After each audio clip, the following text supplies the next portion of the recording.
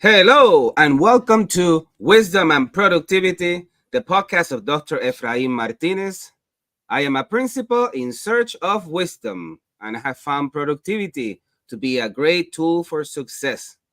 Today, I have the great and distinguished honor of having with me Dr. Christopher Graves, who is the principal at Jordan Community School in Chicago Public Schools. He is also the editor of Graves Data Insights Substack, which focuses in summarizing research on AI in education. Dr. Christopher Graves, who are you? Thank you. Thanks. I appreciate the opportunity to speak with you today. I've always loved following your podcast, and everyone that you've had on has been very insightful for me as a learner. So I'm born and raised in the Detroit suburbs, much like the North Shore of Chicago. I always had a passion for doing something that makes an impact. And when my father showed me what it was like to be an attorney, I thought, that's not what I want to do. And I realized, well, my passion is in music. So I followed that passion, became a music teacher, taught in South Carolina and Indiana, and then eventually here to Chicago to be a little closer to, where I'm from, go home on the weekends if I want. And when I realized I can only do so much from my little corner of the universe as a teacher, but I can, impact the whole school as a school leader, I decided that's where I want to take my career. And so I've been in school leadership now for over a decade as a resident teacher leader, then resident principal, assistant principal, and I'm finishing my 6th year as principal now at my second school. So, Wow, beautiful. So, walk us through your journey as an assistant principal and what lessons did you learn and you brought to the principalship? yeah, I started as an assistant principal at Henry Elementary up in Network 1 in Chicago Public Schools with Juanwadio Gutierrez. And then I was at Curie High School, one of the biggest high schools in the state, down in the southwest side in Archer Heights with Dr. Allison Tingwall when she was principal there. And I think in both of those experiences, I learned a lot about the difference between management and leadership. I'm sure that resonates with anyone listening to this podcast. I think a lot about how management is, telling people what to do, checking off action items on a to-do list, making sure that the technical things that need to get accomplished are handled. And then when you get into a formal leadership role where you have, a professional title as assistant principal or something like that, you realize we go from doing the things to leading the things, right? We're like on a balcony, a level up. And I think, a good example is in my time at Curie, I did so much work around culture and climate. We went from having the most arrests in the whole state. There were over 100 arrests the year before we got there as a team. And I say we, because I'm not taking credit for this work. I'm proud to have led the work. But what I learned was by the end of my 3rd year there, when we were celebrating how much we had transformed the culture there, when I was heading off to become a principal, we celebrated being an exemplary, supportive school in the designation of Chicago Public Schools.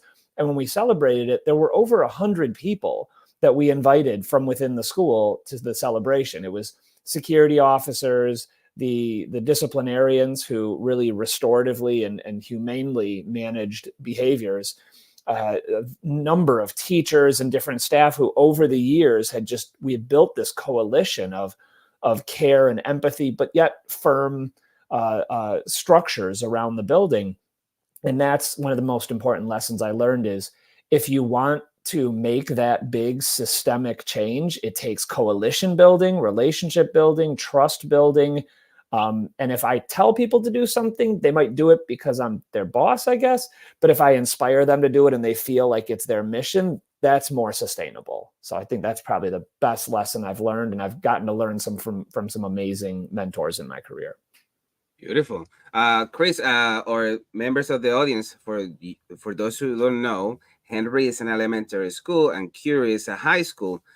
For those who are in the trenches and want to become assistant principals, what advice do you have, Chris, for them who are thinking, I don't know if I want to do elementary or if I want to do high school? How different are those roles in an elementary level and a high school level? Yeah, I would say, I'm sure everyone has their own interpretation, because I've also taught K through 12th grade as a music teacher. Uh, at a big level, I'd say there's not much difference. You're supporting adults and you're supporting students either way, right? You've got student learning outcomes and student emotional and mental health needs as like the two big rocks, I always say. And anything else takes away from that. I try to minimize the impact of any operational needs so that we can focus on our two big rocks. That being said, the types of metrics that we're held accountable for at the elementary and high school level are very different. Oftentimes the culture in a school looks different. You know, when you're spending time around 3 and 4 year olds versus 17, 18 year olds, I always say, since I've been at both levels so much throughout my career, when I'm at the elementary school, I miss the kind of deep, rich conversations you can have with young adults. And when I'm at the high school, I miss just that unconditional love of walking into a little kid classroom and kids just run over to you and like grab you by the leg and just want that warmth, because you try to build that relationship with kids at all ages. So either way, I'd say probably 80% of the skills, in my opinion, transfer, because really what you're doing is walking around a building going, what do I see that needs to improve? How can I leverage the opportunities at my fingertips in my locus of control to improve this? And what are the factors surrounding the building as well? But yeah, once you get into the weeds, I know a lot of folks, I'm sure we both do, that have said, oh, I could never be at the other level. And I think they would do incredibly well with some fine tuning and a listening tour and enough reflection on where their own growth areas are going to be, having not spent time in that space. I think we see a lot of people who have done it very successfully, gone to one level or the other. Beautiful. I also I was perusing through your resume and I noticed you have a CBO license.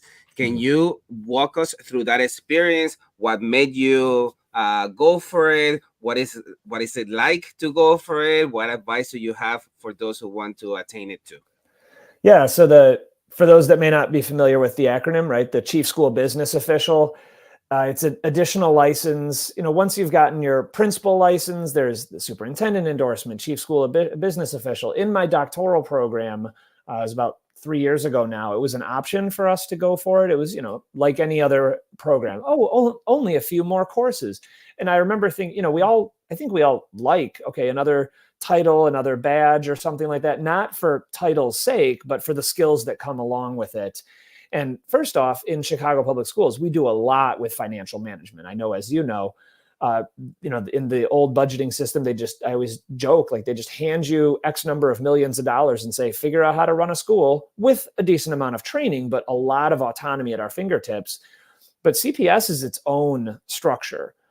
The state has its own school code, its own whole budgeting process. And so a couple of things. I thought, the more financial and operational management skills I learn, the better I get at my job wherever I'm at, whether I'm in Chicago Public Schools in a very different system or not. It's taught me a lot about just management, like building out a year-long structure, prioritizing different needs, advocacy. I feel like I've really fine-tuned my talking points. And even in these past few weeks, as CPS, as the state, and as different labor organizations between our union and the teachers union and the SCI, the service employees union for our support staff, have been finalizing budgets and negotiating contracts, I feel like I have a lot of experience in what would work and what won't, like a lot of articulate talking points around how budgeting works, how things could be different in our district or at the state level. Additionally, if I ever want to leave Chicago Public Schools and work in another district, I know it's apples and oranges how budgeting looks different for our schools in the city versus the districts outside the city. So I've always wanted to just keep my ear to the ground and continue to develop that skill set just to keep options open. You know, and at the end of the day, I think a lot of us that have gotten graduate degrees and continue to be in school love learning. So anytime anyone says, hey, here's a program you could enroll in, like, oh, tell me more. I'm interested in that. So beautiful. And of course, your doctoral program. Tell us about your experience, your journey. How did it change you? Yeah, I can say, and I say this very vulnerably, as a cisgender heterosexual white man, I've never experienced like systemic oppression, discrimination myself. I grew up in a loving family, very wonderful community.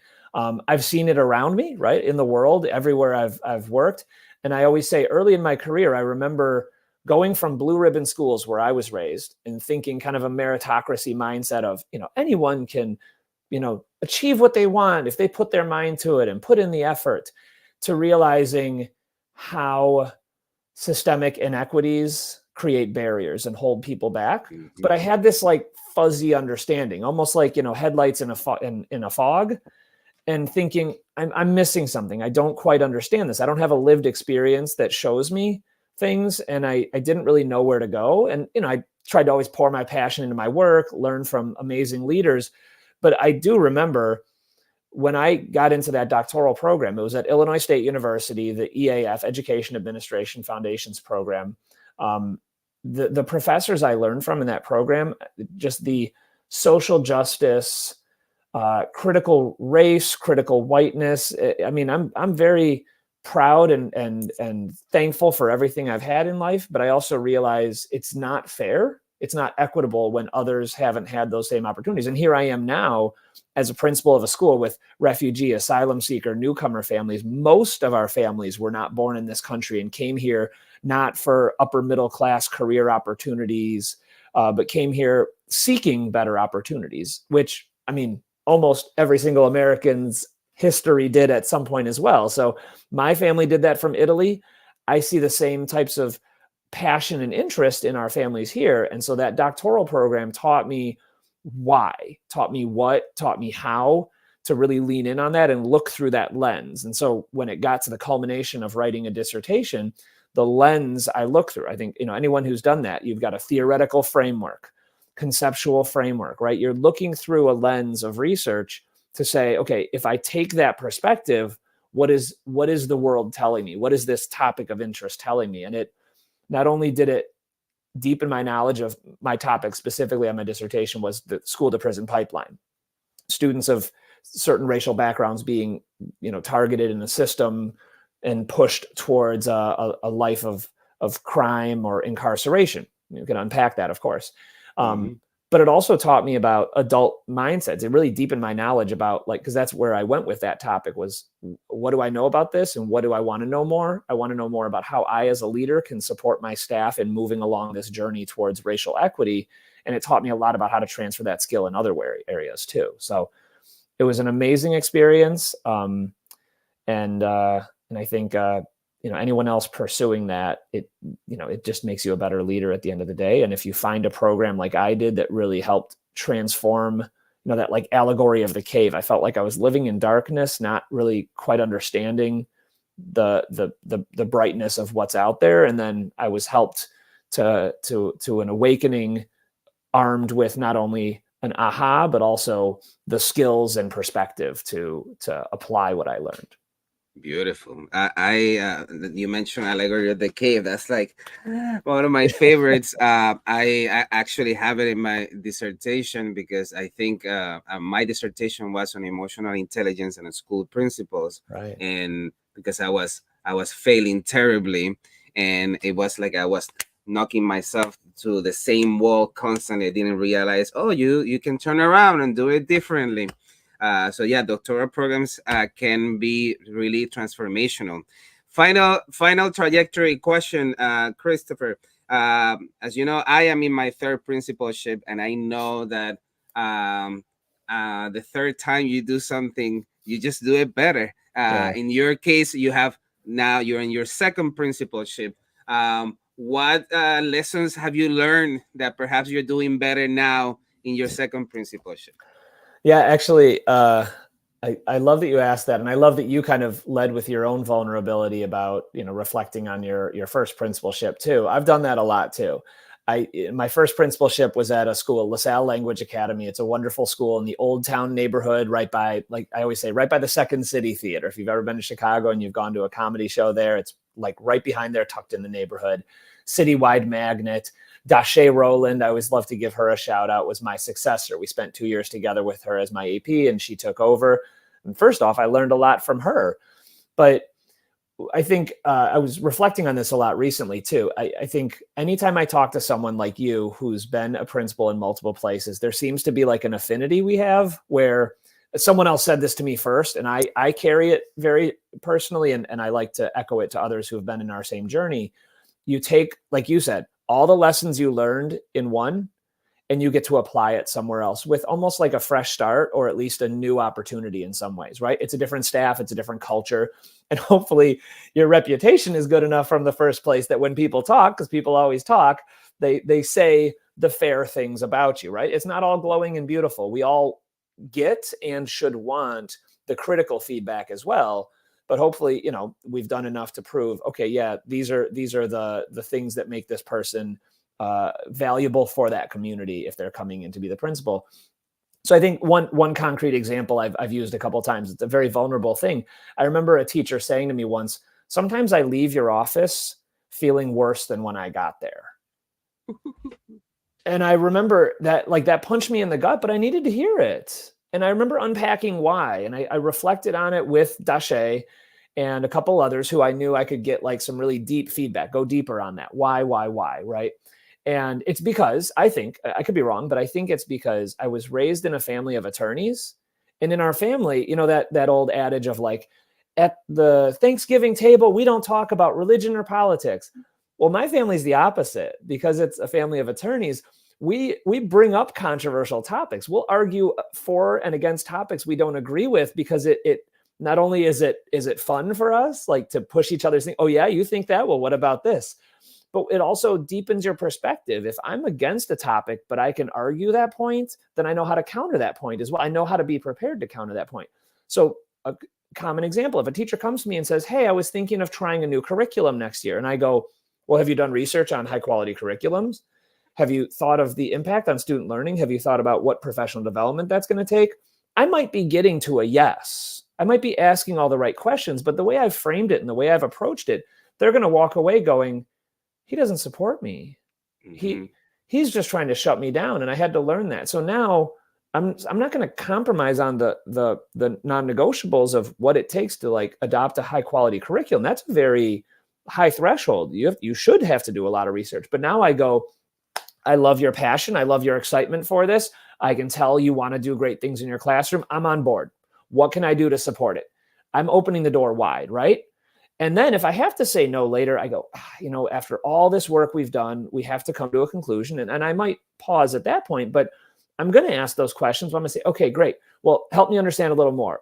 Where are we at with the professional development on it, right? I'm informing myself here, but I'm trying to bring them along and keep them excited. Like, I've got my pom-poms in the air. I'm cheering them along, but I'm still going to ask those questions framed the right way. And I think I could probably give you 10 examples of that, of things where I'm constantly going, okay, how did I mess this up in the past? Or how did someone not take something I said the way I intended it? How can I do that differently now in this opportunity here? And I'm really proud. I mean, I could share some examples of like the end Beautiful. of this That's your year next feeling good. Substack article. Yeah. 10 things that you can do better as a school principal. What a great reflection, and that's the whole purpose of this podcast, to what we see in social media is our final product. People don't see all the struggles and the lessons learned. For me, the example I always say is that I will tell a teacher after they will suggest something like that, I will say, but remember, students come first. And although it was coming from a good place, I never thought how the message was landing. Yeah. So the person was probably thinking, oh, you don't think I think students come first? Let me show you, right? And it will create this unnecessary battle. So the way we say things and the way we open doors for possibilities can make a huge difference in the life of a school principal and a school. Yeah, great point. Beautiful. Thank you, Christopher. So, like in Back to the Future, if you could go back to any of the positions you have held in the past, what will the Christopher of today tell the Christopher of back then? Yeah, without naming names, because it's not about, in one of my prior roles, I remember the person I worked closest with saying, I need you to be tough on these people. I need you to be tough on these people because they need to improve. And I took that in a literal sense. And I was tough on them. I wasn't like unprofessional, rude, cursing, anything like that. But I was really tough on a few key individuals who were, I think, in both of our analysis, like underperforming, not meeting their potential.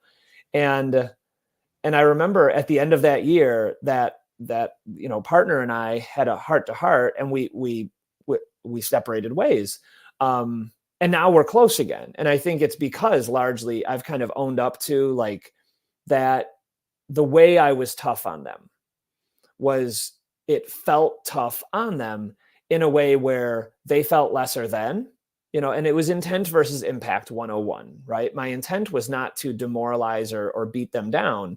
But I think of that analogy I remember from like a kid where the sun and the wind are trying to fight over a person who's got I forget the exact story, but wearing a coat and the wind says, I can blow so hard, I'll blow that coat right off of them. And the sun says, okay, go ahead, and blows harder and harder. And the person just pulls their coat tighter and tighter. But then the sun just brightens the day and the person takes their coat off and relaxes and enjoys the beautiful weather. And I try to think, in any of our buildings, we've got people that are exceeding expectations and people that are, let's say, on their way to meeting expectations. And we got to help them along that journey. If I'm shoving them down the road, they're going to trip and fall. If I'm helping them down the road, if I'm encouraging them down the road, and I reflect on that a lot. Those same people, if I cross paths with them, I'll be very humble and say, hey, if I could do it again, I would redo our relationship. I'd hit the reset button on that, and I hope that you see that. And I would want them to know I learned a lot from that, even if it didn't feel good to them in that moment. It taught me a lot about how to be a better leader, of learning what not to do again. Beautiful. What a great reflection. It reminded me at some point there was let's call it supervisor, and there were two sub supervisors, and the supervisor told us, he pointed at me, you are going to be a bad guy. And then they pointed at them, you're going to be good guy. And like you just said, you take it literally. Yeah. In my case, I was just beginning my admin career, and you think, oh, this is the way you do it, right? Yeah. So absolutely, if I could go back, I would have done it differently. But it is through those experiences that you become who you are. So that's part of life, and you can only learn from it, rather than just saying, I'm such a miserable person. Is you do what you're asked to do. Yeah. Thank you so much, Christopher. So let's talk about books. As you know, reading is a luxury. If you have to gift two books to a loved one, a fiction and a nonfiction, which books will those be? Fiction, I'll be honest, I struggle with this one only because it's been a while since I've read a good fiction book. What I love about a good fiction book is something that's close to reality for me. When I'm watching TV, I'll watch anything. I'll watch those like Scandinavian murder shows. It's just escapism at its best. Or a Ted Lasso, like inspiring television show. But I'd say if I'm picking any book and recommending it to someone, it's probably something like a sports, semi-fictionalized book that feels close enough to reality that it's believable to me. But it is also fictionalized, and it'll hopefully have like some type of lesson that relates to a passion of mine. And then I would recommend it to someone else as almost like a book like Life of Pi would be a good example, right? It's fictionalized, but I look at that as like kind of a metaphor for like religion, spiritualism. So I think that would be a good, and I've actually recommended that to a lot of people. Nonfiction book, I just naturally gravitate towards the work we do, and not like directly applicable like lesson planning and things like that. But the book by Robert Evans, The Human Side of Change, I think was kind of like a lot we've been talking about, a very reflective book on how to build coalition, and not a very strategic book, but just a very mind-opening aha moment kind of book around how people buy into the work that needs to happen. And it's specifically for school leaders, but I think a lot of it is transferable in other places where your product you're developing is not capitalism driven, it's humanistic, like we do in schools, right? We're not building widgets to be sold. We're building the future. We're supporting the growth of tiny human beings, right? So I think those would be Beautiful. my top two. Beautiful. Oh my goodness. Now that you say capitalism, I recently read a book titled Sapiens by it's a Jewish writer, Javal something Coates. It's like a very long name, but it talks about that capitalism is a imaginary system where people, society have gotten used to work with. Like we have the assumption that money has this value and therefore we have to believe in that. And he compares that to political system and religions and how sapiens have humans have evolved through time through symbols. In other words, we can get to believe in anything. But anyways, that's a Yeah, tangent. interesting. It just nonfiction books can be as fascinating as Yeah. fiction books too. Yeah. Beautiful, thank you. I appreciate it. So, who is or who are your biggest influences? Yeah, I mean, I think in the real world, or at least outside of like personal relationships, I would say someone like I'm a sports lover. I mean, you could put on cricket, highlight, like any sport that's not even a major American sport, and I'm excited. You know, I might. I'm going on vacation soon, as we all should be, taking our self care. And I Absolutely. found a rugby tournament where I'm going to, and I don't even know the exact rules of rugby. I kind of get the gist of it. You know, it's a little bit like American football, but I'm excited just to go see a live sport in another country. So I'd say fictionalized or real world that I don't have a direct connection with, like people I've never met. I'd say, like I mentioned earlier, Ted Lasso. Yes, fictional, but fictional still inspired by a lot of reality and kind of an amalgamation of a lot of amazing sports coaches. Jason Sudeikis' character and many of the other characters on that show. I love how that show expanded to be very multi-perspective, a cast of characters leading in their own ways. But then from real world, I'm from the state of Michigan. So Jim Harbaugh, who was Michigan's football coach, and they just won the national championship. I aspire to be a lot like him. And then also in a very gritty way, what was his phrase? We're going to bite him in the kneecaps. Dan Campbell, the coach of the Detroit Lions. What I love about all of them is they inspire their players to be better people and play for them, not just for them as an individual, but inspired to play with purpose, with passion, with intensity. And when you watch any of those teams, yes, a fictional soccer team or two real world football teams, you see a level of excitement, and it kind of just gets you energized as a viewer watching the human stories or just watching them on the field. I think in real life, I would just add like personal relationships. Any leader that I've been able to work with and follow, and I can name two: Dashe Rowland, my successor at LaSalle, and Cindy Wolbert, who was my mentor principal when I was a resident principal about 11 years ago. Who they have many skills and many strengths as a leader, but their core strength that they lead with, and it's very evident, they wear it on their sleeve, is their empathy lens, and they're leading with heart. And I think that I never used to value that as like the greatest strength of all. But when you lead with that, what's that phrase? People don't care how much you know until they know how much you care. And those are the kind who there's an aura about them, like a warmth and a love. And when you feel that, it's authentic, right? It's not faked. It's not something taught in a book. And I think we all have that potential inside of us, but sometimes other things cloud that and get in the way. Like we've been talking about, some of the drive that we feel like it's necessary to drive towards outcomes, but you get more in the end. That African proverb of go fast, go alone, go slow, go farther, or go together, go farther. I forget the exact wording, right? But that's what I think about a lot now is we'll get there together if I take time to embody that passion that I think we all have, that I certainly do, to bring people along and build those deep relationships. So I'm so excited. Beautiful. I've gotten to learn from them so intimately. I absolutely love that you mentioned that you follow coaches. I think like any type of principal preparation should have lessons from coaches, right? Yeah. And the three examples that come: Pep Guardiola coaching Messi, Jose Mourinho coaching Ronaldo, and Phil Jackson coaching Yeah. Michael Jordan. Yeah. Like you don't teach those three how to play soccer better, Yeah. right? And Yeah. often we become principals and we are told, or we come with the assumption that we have to be the best teacher in the building, right?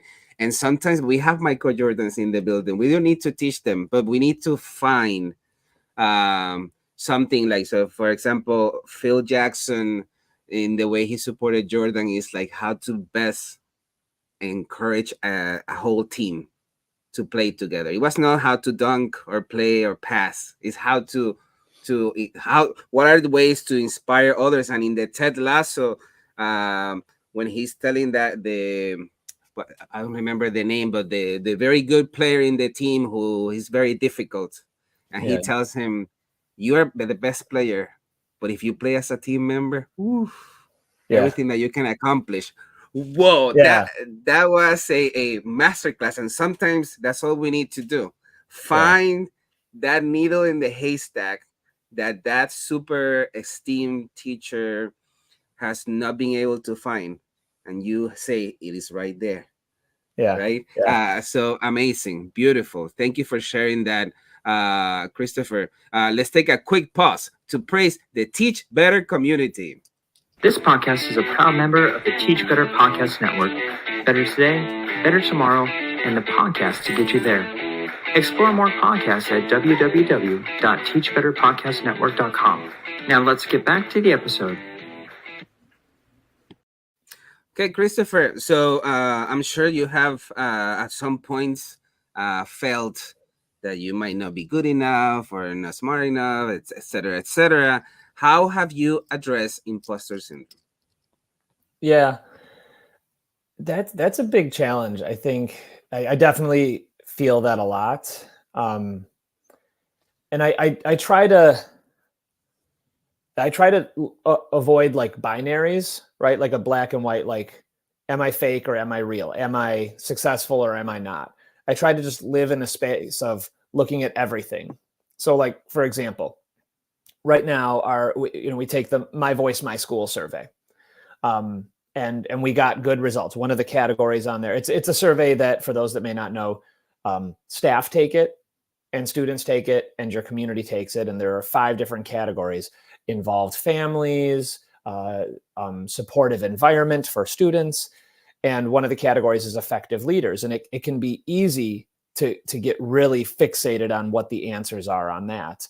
And I actually, when the results came out a few days ago, I'm always in text message threads with other principals. And I said something to all my other principal friends: hey, the results are out. Remember, don't take it too hard on yourself, because I know how, and a whole little rant about, like, the good work you're doing. There are ways to lean in on these results and learn from them. But I know it can really mess with our heads because it's a very vulnerable thing. It's very public too. It gets published publicly. And I always think of our jobs like any politician. You're always going to have people that support you and people who may not agree with decisions you make. We're not in this to be liked. We're doing this work to have an impact on the lives of students and our staff. And sometimes the decisions we make have to be difficult. So like, our results on there were good this year, and I'm really proud of that. But I've also had years where it was really, really tough, really critical feedback. And I had to try to do a little bit of both ends of the spectrum of, okay, I can't deny this stuff. If I deny it, nothing's ever going to improve, right? That definition of insanity: do the same thing again and again and expect different outcomes. So how can I do something differently? Listening tours, getting my assistant principal to kind of get feedback. So it's like a layer removed where they might tell her and then she can filter it to me. But also, if I just do that and live in that imposter syndrome, where not just imposter syndrome, but like the evidence telling me that things aren't going well in certain domains, that can be very, very crippling. And then I'm not going to be effective. I'm never going to grow from it because I'm just going to sit in those emotions. And that affects me. I think it affects a lot of people. So I try to like live in that space. Okay, I'm taking, I've said to my staff at the end of certain years, I'm going to go home and reflect on how to be a better leader for you next year. And I hope that you give me a shot at trying to be a better person. And I can see like heads nodding like, oh, wow, that was really, and I mean that. And I think they can tell it comes from the heart. And I think for our own mental sanity and wellness, we also have to reflect on there are literally children skipping down the hallways with joy. And I helped foster that environment. And what are the other victories? I think it's very important for us to reflect at the end of each year and literally write them down. I have a notepad sitting on my dresser in my like one of our bedrooms here, where I've just written down certain things I've accomplished. It is not an ego thing. I don't put that out publicly, but it's a reminder to myself sometimes when I get down on myself of like, dang it, I think I offended one of my teachers. I said something I didn't mean to. And even if I apologize to them, I don't know if they're going to accept that. But then I go back to that list and I go, yes, that is true. And all these other things too. And I think we just have to live in a space as leaders where we make 1,000 decisions a day. We walk from one end of our building to another. And it's like, we're in such an amazing space where we can directly impact children and our staff every day. But we're going to make a lot of wrong decisions or questionable decisions every single day. And we can't beat ourselves up about that, or then we are not going to be effective because we get crippled in that doubt and that just that self-criticism. What a great reflection. Thank you. The 5 essentials can be definitely, it can be a source of feeling great or a source of feeling shame if it comes down, right? And my assistant principal is becoming a principal now in the fall. Awesome. And I told her, most days you are going to feel like half of your day you are disappointing people, and half of the day people are going to be disappointing you. And if you cannot live with that, don't be a principal. Because that's what the job entails. And you have to be happy with that, and you have to know that that's what the job is. Thank you, Christopher. I appreciate it. So let's talk about productivity. Being successful includes being on top of our productivity. I know you and I know many individuals who are like so smart. They can quote you any research. They are amazing. So often they work in central office because they cannot work with people. They are like brains. But working in a school, you have to be on top of your productivity. So let's get very geeky. Tell us about your email, calendar, and to-do list strategy. What do you do? Well, you can probably see me smiling. This is like my bread and butter, something I love to tinker with. It's an ongoing evolution, I think, for all of us. But I have a lot of, we call them sometimes hacks or tips and tricks. And I've taught a couple different courses on this. I've taught in the Summer Leadership Institute, like professional development for all principals inside our district. I've taught some courses on like tips and tricks for like emails and things like that. And then I also teach Illinois Administrators Association state-approved course on data analysis, which ties into a lot of the same. And it's what I oftentimes write about on my Substack and my blog. So like, I'll give a few concrete examples. My inbox is, I never end the day with more than like 5 or so emails. And then I have a few strategies I use to stay on top of my emails, my to-do list, everything. And before even diving in on a couple concrete examples, the overarching philosophy that I try to embody is follow through and accountability. If I say something and I don't follow through on it, then who am I, right? I'm not going to be trusted at my word. And I think I have this philosophy that everyone is either a 98%, an 85%, or a 60%. We should all aspire to be a 98% follow through on the things we do. Nobody's perfect. Don't strive for perfection, right? Because it's unrealistic. And then we got our 85% of folks where in our buildings where I need to check in on them every once in a while. Hey, by the end of the day, can you give me an update on so-and-so? And I just like to say, I just need to be in the loop because I trust people, but we are accountable at the end of the day. And then there's the 60% of people where it's just, maybe they're overwhelmed, drinking from a fire hose. We really need to support them because 60% is going to lose a lot of trust from their role. So a couple of hacks I use. I have a good to-do list that crosses platforms and I put things on it. But a more unique thing that I do, I use Boomerang for Gmail and Follow Up Then. And they're both kind of like two sides of the same coin. What I do is, you know how like when you send an email from Gmail, if you don't get a response in 3 days or so, it'll kind of tell you no one responded. Well, that's nice, but there are so many facets to that. For example, what if I send an email blind copied to my whole staff and say, hey, everybody, please respond to this if you're interested in such and such. Well, now they're going to respond, but I want to give that like 3 or 4 days for people to respond. And then I want to do something about it. So with Boomerang, which it's like, I think $50 a year, not much, I can schedule it to return to my inbox in 3 days.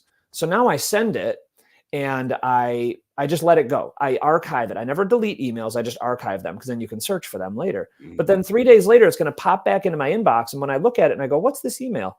Oh, this is that one I sent where I was expecting responses. Now I can look at each person's response and go, okay, these are the people interested. Now let me email them. I'll never forget it because it comes back into my email. One more example with that same type of feature of Boomerang. Sometimes you get an email in the middle of the day and you're like, this is important, but not urgent. I can't deal with it right now at 1:15 p.m. when there are hundreds of people running around this building. I can get to this at my quiet time. And what's my quiet time? For me, it's 5 a.m. I'm an early riser.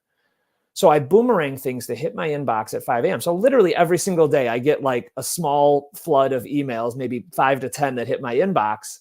And when the world is quiet and I'm like on an elliptical machine at the gym or wherever, I can go, oh, that email. Now I have the headspace. No one's going to interrupt me while I read this email and I can give a very thoughtful response to it.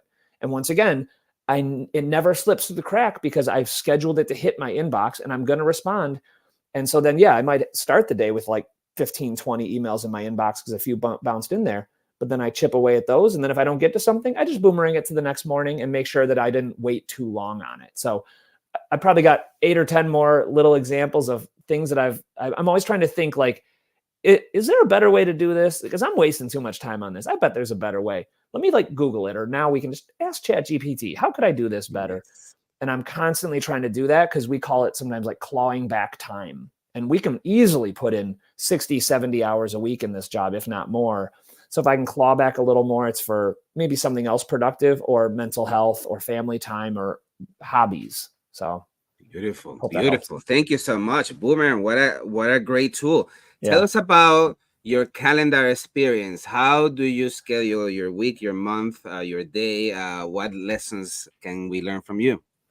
Yeah, I try to be very intentional with my calendar. And I have Apple Watch with alerts that go off, and because I say it to my staff, I'm very forgetful. You tell me, and I'm very likely going to forget. That's how I hold myself accountable. I'll walk past somebody in the hallway and they say, "Oh, can you meet with me during my prep today?" And I go, "Yeah, send me an email or send me a text message to remind me or send me a calendar alert." I also know they may not, right? If I say that to 10 people, maybe 5 will, 5 won't. So I still add it to my own calendar or to-do list while I'm walking down the hallway. Boop, on my calendar, alert set.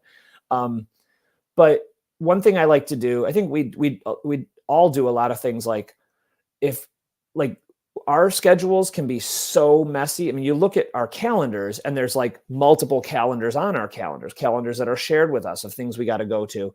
So I'll send people a calendar invite as I'm sending them an email and say, let me know if that time doesn't work. Because now it's held on both of our calendars. That could be one of my staff members. It could be, the state senator that we've been meaning to catch up on. Great. Okay. You said next Tuesday works. I sent you an invite for 1:15 p.m. If that time doesn't work for you, just let me know. Because now I'm not going back and forth, trying to find a time. Like I put a placeholder. And if it works, great. Now I don't even, and they respond and say, that time works for me. And they accept the invite. I don't even need to respond at that point. Like we've locked in the time. But sometimes we can drown ourselves with all this back and forth, unless we have something like Calendly, or Boomerang actually does have a calendaring feature. If you're saying for like interviews, pick one of the following times, and then someone picks it and then it disappears, and someone picks another one and it disappears. So I'm always trying to be strategic like that. The last thing I'll add that's really, really important, I try to think about my day of like, when should certain things happen? Getting into classrooms has to happen between 8 to 3, right? That's when the kids are there. So I have an out of office response that goes out. And I mean, you could shoot me an email and you'll see it at my CPS email, not my personal one, right? And it says, during the hours of 8 to 3, I prioritize staff and students. So I'm with few exceptions, I'm unable to take meetings. I will take a meeting if I need to, but I try to avoid it. Whereas teacher observation feedback, where I have to like really focus in on, okay, this is the evidence. What feedback do I want to give this teacher? I do that 5 p.m. or so when the building has gotten quiet and I can just wrap my mind around 1 or 2 teachers for the day and give them a thoughtful response. I can't do that in the middle of the day. Someone's going to interrupt me. So I try to book time on my calendar, classrooms. So I can get into classrooms and be with staff and students every single day. And then I book time after school, we call them reach observations, the teacher observations. So do I always hit it? No, but if it's on there every single day, it's a placeholder where I can go, okay, yep, now is that dedicated time. It's also a cognitive thing. So I'm not feeling like I have all these things to do. Yeah. And I'm going to do them at this time on my calendar. Beautiful. Thank you so much for sharing. Tomorrow's episode is with a guy from Kentucky. It's only about AI in school leadership. But I know that in your Substack and your post, you have talked a lot about how artificial intelligence can empower the school leader. Can you walk us through that journey, some of the lessons that you have learned, and what should we know? Yeah. There's so many things to say, of course. So I'll start with this and then we'll focus in. When people talk about artificial intelligence, I say it's like saying the internet. Like, oh, I use the internet. I don't like everyone uses the internet, right? It's up until 30 years ago, or for the past 30 years, it's become more and more ubiquitous, right? It's in every aspect of our lives, right?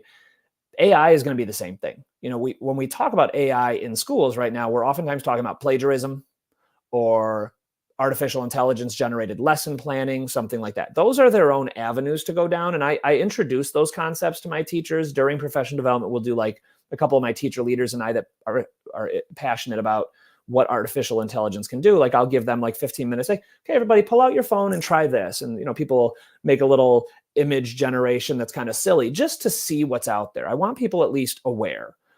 But what I'm really focused on as a school leader is 2 things. One, we have a lot of languages spoken, and I love in the newest feature of the newest version of ChatGPT 4.0, you can say, hey, ChatGPT, I'm talking with a parent who only speaks Arabic. Help me translate my conversation back and forth from English to Arabic, Arabic to English when I say go. And it'll say, I'm ready when you are. Say go. I say, go. Hello, Ms. Al-Mashal. I'm excited to talk to you today about how Omar is progressing in class, blah, blah, blah, right? You keep going. It'll voice translate back. And that's in everyone's pocket instead of these fancy translation devices, which most schools have with needs like ours. So I'm going to teach my staff that next week. And I'm going to say, over the summer, try it out. When you go to the grocery store, when you go to your dry cleaner, if there's somebody that speaks another language, but they also speak English, challenge yourself to meet them where they're at. Don't force them to speak English like us. You work on, because they'll feel that empathy of like, you met me halfway, we're building bridges now. And I've noticed that in my own community whenever we have parent meetings. The other aspect of using ChatGPT in our daily lives is we've been doing this for about 10 to 15 years with adaptive learning, we call it, where student gets an answer right, it gives them a more challenging task. They get something wrong, they get an easier task, right? It kind of levels them out and provides them with instruction at their level. But think of how, I don't think artificial intelligence is ever going to replace teachers, but like in so many other fields, there will be teachers who use it and teachers who don't. And if we use it and we're consulting with it within some type of software program curricula, we can say, hey, chatbot, what insight are you getting from how my students are performing right now? And it might have a camera that watches students or a microphone that listens, but it probably also has some data from what students are typing into their computers or some type of software program they're using for math or literacy or something. And to have that thought partner, not just about theoretical, well, if my students are struggling, what should I do? But okay, 42% of your students have mastered this skill, but 58% have not. Of those 58%, here's what I am noticing as a bot looking at the research. And you get to go, okay, that's great. you don't know the kids like I know the kids. So I'm going to take all that information, it informs me, and I'm going to make a decision as a teacher based on that. And the best part is we're not waiting like 3 weeks like we did in the old school days. You teach, quiz, and then test. Now we're doing like that could be within a lesson. Something pops up on the screen and says, based on the first 15 minutes of your lesson, try this next. Here are some options of where to go next. And you go, okay, I'm not going to do any of those, but that gave me an idea of what to do that I know as a teacher with a strong background, where to go next. And that like rapid fire is something I'm really excited about. And it's just going to get better and better and better. Beautiful. Thank you so much. Recently I learned from someone, the person put this spreadsheet with all this data, and the person asked ChatGPT, do a SWOT analysis of the data here, and for that data, create SMART goals for and something that will take the bulk of the work. It will simplify it so you can actually do the work. So it's quite fascinating, and I agree with you. It's going to be something just like the internet at some point. Thank you so much, Christopher. Amazing. So let's talk about a little bit about writing. Going back to your doctoral dissertation, for those who are in the trenches, perhaps starting to write their dissertations, and you think that's going to be the work of your life, and then you realize it's just 8 papers. If you think about it, what advice do you have for those who are going to write their dissertations? Yeah, I think first off, everyone needs like a rhythm, right? I wasn't raising young children when I was writing my dissertation. That can be sometimes the biggest hurdle that sometimes people feel, is like how life can get in the way. And it certainly does for anyone. But so you have to find your structure, right? For me, it was Saturdays. I had already been doing doctoral classes on Friday evenings, and Saturdays is when my courses were. So I just worked with my wife and said, okay, certain Saturdays, let's just schedule the time where you're doing whatever you need to, and I'm going to just focus in on this. And I get up at 5 a.m. 7 days a week. So I'd get up, work till noon or 1 p.m. and then pause for the day, and we'd go spend the rest of the day together. So I had that kind of cadence. I couldn't do it like during the week. I'm just, my brain cognitively was focused on too much day-to-day work. And then over breaks, I'd work some and got it done. But I think that was my cadence, my structure. But I think the way to envision it so it doesn't seem daunting is it's like like eating an elephant, right? You take one bite at a time. And what's exciting is you follow your passion when you're writing a dissertation, right? You're not, sometimes a master's thesis could feel like you're writing it for someone else, that your professors are kind of coaching you on how to write a big paper. So they tell you like, well, maybe you should focus on this. With a dissertation, like I think any good program, like what is it your passion? And you think of the arena, the section, and the seat. And it's something like in our program, it was meant to be contributing to the body of research. In some programs, it's a problem of practice of yours. Either way, it's something you're passionate about. And when you're passionate about it, like think of how this progresses. You read one article and you're like, yeah, I'm fired up. I want to write about that. So then you read 5 more articles about that. And then in the reference section of those 5 articles, you're reading like 5 more articles. Well, right there, there's so much that you've just absorbed. Write about it. Even if it's just chicken scratch nonsense, write. What am I reading? And you write from your perspective. You are now the expert on this topic by the time you're done with the paper. So write that way. Don't say this author said this author. Nope.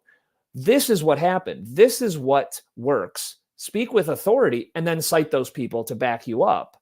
And then you start to realize, I just wrote 5 pages. Okay. Then the next day, wow, I'm reading, I'm absorbing, I'm learning, and I wrote 5 more pages. Well, then after a couple of weeks of doing that, you got 20 pages. If you just did a couple of days here and there of a couple of hours, and it might be a bunch of jargon that you don't even buy into anymore, but you just keep doing that and you keep getting more. And then you go and you revise, you read it, you say, oh, I get what I was getting at. Let me tweak it. And now you've got like 35 really good pages. And that 35 good pages is probably a chapter and a half. And then you start to feel like, okay, I got a chapter and a half done. Like you start to feel like you're building some momentum. So, you can't think of it as like 200 pages. It's, okay, can I do 5 pages today? Just get it out there, Beautiful. get some content, things like that. Great advice. You know, Christopher, I admire people like you that in addition of your labor of love, you share your lessons and you have these substacks with all these articles and things that support other school leaders. Tell Yeah. us about that journey. What makes you work on this when you can be just keeping it for yourself? Tell us about that. Yeah, I think the primary mission behind it is I think we all get into this profession for slightly different reasons, but for largely the same of we want to make an impact on the lives of children, right? I always say, like, if we wanted to get paid more, we'd probably have a different job. If we wanted to have a punch in, punch out 9 to 5 job, we would definitely have a different job. Like, we take our work home with us and we're passionate about it. And I go back to when I was a teacher. When I was a teacher, I saw the world burning around me and I thought, I can do great things for these kids, but I can't really affect much in the outside world. I can be a teacher leader and kind of influence, but if I'm a building leader, I can impact the whole school, every aspect of the leaky pipe. I have some say so in. And now I think, okay, well, now that I'm a building leader, I love my job. It comes with a lot of stress and pressure and accountability, but I love it. I take all of that and I'm passionate about it. But I also think, well, I still see the world burning around me. And so I'm involved in politics. Oftentimes I've done leadership cohorts outside of the school building. And I think it makes me a better leader when I'm learning from others. And if I'm taking so much and I'm impacting students, I want to give. I want to give because it also helps build relationships, right? It's not just consuming. Relationships are a two-way street. So if I'm watching your podcasts like I do, I'm learning something. Well, how can I either pay that forward and do something with it or respond to? So I've reached out to a few of your guests in the past and said, hey, I loved what you said on that podcast. Could we continue the discussion? Are you open to a cup of coffee? Because then we can go back and forth in a great dialogue and maybe give each other some good ideas.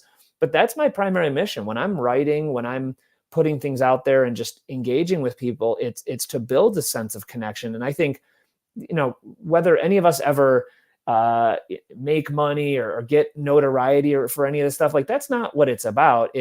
I love that when people read something I've posted and then engage with me in some way. It could be one or two people. Like, I love what you wrote about this. Hey, awesome. So it could be a person I've never met. Hey, you ever want to hop on a call? It might be while we're commuting or on a Saturday like this. And we just engage in rich discussion. And then I'm 100% of the time, I'm going back to my building and going, I learned something new that I get to use and it'll impact kids. And it just feels so good. Wow. Thank you. I love that. One more question. You mentioned Admin Academy. I have thought a long time about doing it, but I haven't had the guts to pursue it. Tell us about your experience and what advice do you have for those who might want to say, oh, I have nothing else to do. Let me do something else. What advice do you have? Yeah. So specifically the Aspiring Superintendents Academy in here in Illinois. Big shout out to Mike Lubefeld, Nick Polyak, Courtney Orzel, three amazing mentors in that program. I think kind of like teacher leaders who get a principal license. Oftentimes, everyone has different rationale as to why, but oftentimes it's, hey, whether I want that or not, I want to know more about that, develop some skills for that, and get some insight into, is that a role I want? And I look at this as very much the same. I've had a superintendent license for 5 or 6 years. And yeah, I would love to feel that I'm ready for and excited for a superintendency someday. I love where I'm at now, and I don't want to leave my school anytime soon. But I had gone to like a one-day training through ISB that kind of whet my appetite for doing the academy. And I loved it. I thought it was, I've heard of a lot of other people like me who said it was an amazing experience. I learned so much from it. I do. I have so many resources. I have connections with people. I have a better insight into how the principalship and other central office positions work out in the suburbs that I would otherwise have not known, because CPS can feel like a black hole. We do so much. We're bigger than most states. But two things that they talk about in that week-long intensive, they say, we want you to develop some skills that you can use when you're being a principal or a superintendent. Like, introducing yourself to your community for your first time as superintendent, negotiating with your board on important topics. And they bring in board members from boards of education to kind of mentor you and coach you and ask some deep questions. Handling difficult situations like staff discipline. And you do a lot of like hour-long workshops on this where you're doing projects. Okay, so if you're in this situation, role play it. And it's kind of uncomfortable at times, and it's meant to shake you up. And then the second objective in the training is, do you really want this job? And I think you'll see this if you ever go through it.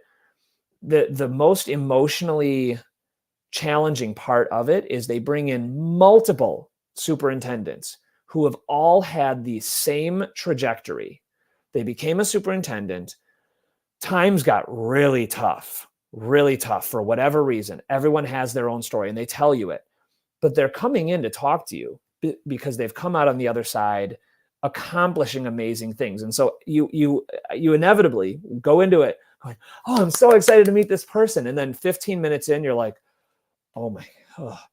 I don't know. I don't ever want to go through that. But then when they come out of it, you go, you know what?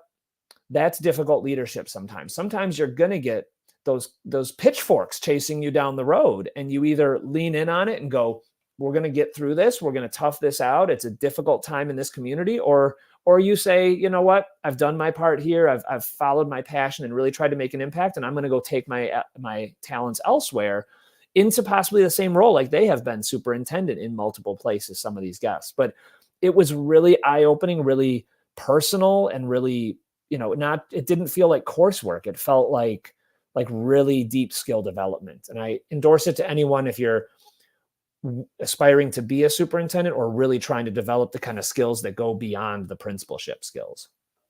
Beautiful. Thank you so much, Christopher.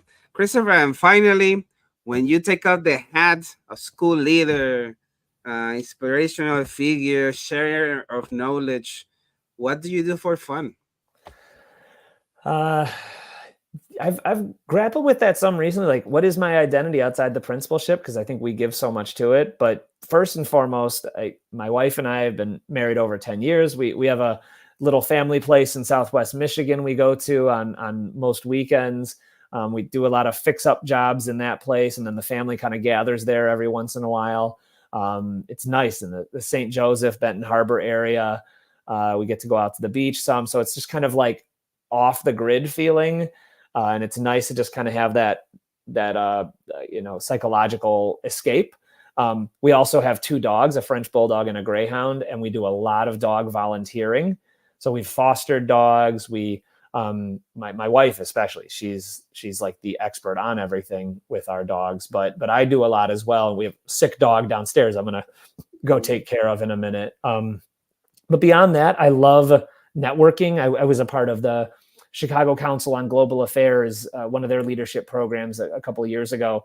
And yes, it's tied to our profession, but there's enough distance where I don't feel like I'm in principal mode. I just feel like I'm a passionate adult about international affairs and global affairs of different kinds. And then I'm in a room of people who aren't school leaders. They might be an engineer, an environmental consultant. And I just get to network and be in this space where we're all passionate about the same things. And so it doesn't feel like work. It just feels like social networking. Have a glass of wine and a slice of pizza and just engage with people, listen to some guest speaker. And it's following a passion that's not exactly our day-to-day work, but it still also benefits the day-to-day work when I learn about how some of these important global topics impact us in the schools with like funding and municipalities and civic leadership. So beautiful. That sounds like a lot of fun, especially going away with the wife and the dogs to disconnect from the world. What a great rejuvenation strategy. Beautiful. Christopher, it has been such a luxury and pleasure having you on the show. Any last words for the listeners and viewers of the show? Yeah, I'll say this, for those of you that haven't finished your school year yet, we have 4 days to go here in Chicago. I just read an awesome article on Substack about who's on your ship and who's ready to jump ship, so to speak. And it was a whole story of like pirates and how when they dock at a bay, some of their crew would get off and leave and never come back. And it's the same with us.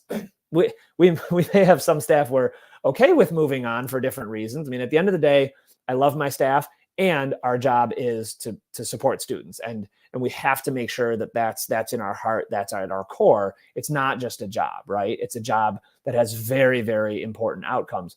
But I've been really reflecting recently, and I've been working on it and just revising on what is my end of year message to my staff. So on Thursday's our last day of school. On Wednesday afternoon, I've asked my staff to gather for our end of year message. It's not required. We don't have like a union negotiated time. I'm just saying, I'd like everyone to get together, and I would like you to. Like, why would you not? We're going to do like a little cupcake celebration.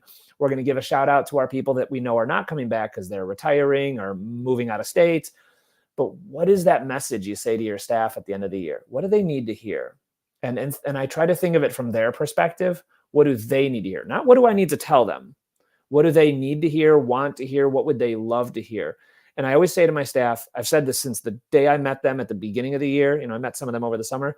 What I care most about is that feeling on a Sunday night or on the morning of work when you're getting in your car, walking to work, taking transit to work, riding a bike, whatever, that you feel respected, valued, and appreciated here. If you feel that way, that's what I should do to take care of you. And you then carry that forward and do good work for students. If you don't, I haven't done my job well enough. And so I'm trying to think, if that was how I started the year, how do I end the year? How do I hit on that? Plus a few accountability points that people want me to hit. They say, you need to be about accountability. Okay, great. And how do I say that in a way that people need to feel and not feel managed, but feel led? And what's the future going to look like, right? Where are we going? What's our vision, our mission? Not what's on the website. Everybody has a vision and mission statement on the website, but what do people need to hear about where we're taking this ship in the future? Where are we going to turn to? What's our next year, next 5 years going to look like? So I want people going into the summer, taking a break, going to some beach somewhere, but also going, I'm excited for next year. We got some good stuff on the horizon. And he's not selling us on a story. This feels real, and I'm excited for it. That's what I'm trying to hit. And I encourage anybody, if you have that critical opportunity, maybe next year instead, but try to hit on that, because people are going to leave and they might jump off the ship if you haven't really hit them in their heart in a way that they need to feel. There you go. Masterclass, Dr. Christopher Graves. Thank you so much. Have a fantastic weekend. Thanks. You too. Thanks for this opportunity. Thank you for listening to Wisdom and Productivity, the podcast of Dr. Efraín Martinez. Chulo. And as of that production, chulo out.